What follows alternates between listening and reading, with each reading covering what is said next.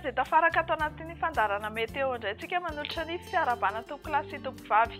Ny alina izay malefaka no mamaritra ny toetry ny andro amin'ny ilany atsinanan'ny nosy fa afaka 7:70 hatramin'ny 2:70 ora ho avy dia ny faritra avaratra atsinanana no iantefan'izany, izany hoe isy ny orana malefaka amin'ireo toerana voalaza ireo.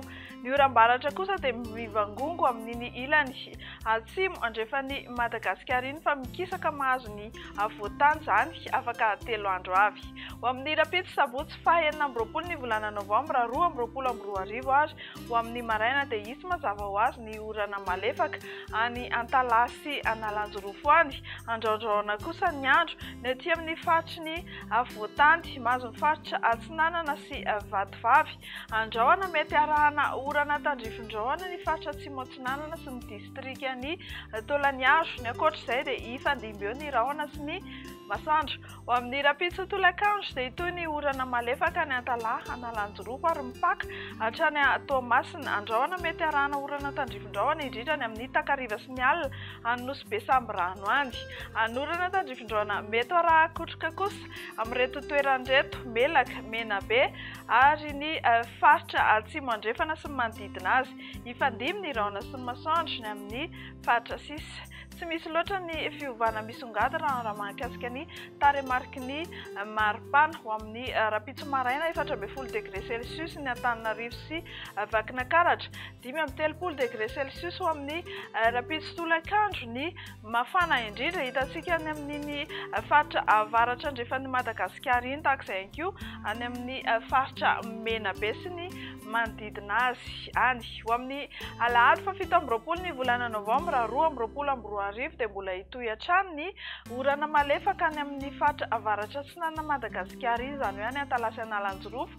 Aka endrika tandrifin-drahona kosa izany any Nosy be sy Samborano ny ilany andrefan'ny voatany iray manontolo sy ny faritra Menabe ary atsimo andrefana. Ny ankoatr'izay moa arak'izao hitantsika amin'ny sary izao dia ifandimby avokoa ny rahona sy ny masoandro dia mbola tsy dia mihetsika firy any mahakasika ny maripana. Ho amin'ny izay andron'ny alahady izay dia 13:30 degré celsius any Vakinankaratra. Ny amin'ny faritry ny atitany ny tolakandro dia mandina 17 hatramin'ny 20 degré celsius eo. Ny amin'ny morontsiraka andrefana kosa dia 20 hatramin'ny 2:30 degré celsius ary ny morontsiraka atsinanana dia mandina 30 hatramin'ny 5:30 degré celsius. Ny alatsinainy fa 20 ny volana novambra 2022 indray dia hitohy hatrany ny orana malefaka ho anareo mponina amin'iny faritra avaratra atsinanan'ny Madagasikara iny, izany hoe any Antalasy Analanjorofo fa aka endrika tandrifin-drahona hatrany any Nosy be Samborano, tahak'izay ihany koa any amin'ny distrika Morondava iny. Anorana tandrifin-drahona mety araha kotroka araka ny efa voalaza teny am-piandohana. Ny any amin'iny faritry ny voatany iny dia reto faritra izay tononona manaraka reto: Bongolava, Itasy, Vakinankaratra, Amoronmania, Hotomatsiatra, Iorombe ary ny any amin'ny faritra Anosy iny. Ny ankoatr'izay moa dia ifandimby eo ny rahona sy ny masoandro. Mahakasika ny maripana indray dia mananika hatrany amin'ny 9:30 degré celsius no ambony indrindra ny tolakandro vao vinavinany amin'izay alatsinainy izay hitantsika ny amin'iny faritry Menabe iny.